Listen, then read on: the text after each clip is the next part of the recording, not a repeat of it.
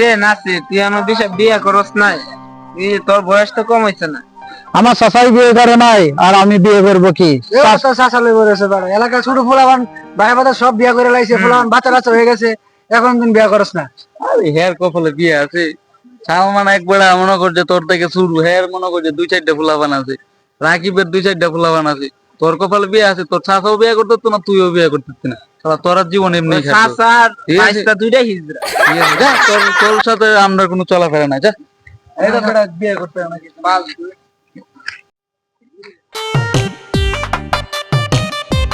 এই চাচার জন্য আজকে আমি বন্ধুদের কাছে অপমানিত হলাম। হ্যাঁ, এই চাচাও বিয়ে করবে না, আমারও বিয়ে দেবে না। আজকে হয়েছে চাচার একটা না আমার একটা, যাই তো আগে চাচার সাথে বোঝাপড়া হবে।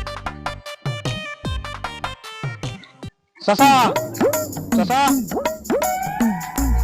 চাচা, আপনার জন্য আমি বন্ধু বান্ধবের সাথে চলতে পারতেছি না। সবাই কয়তো চাচাও বিয়ে করে নাই, আমিও বিয়ে করি নাই।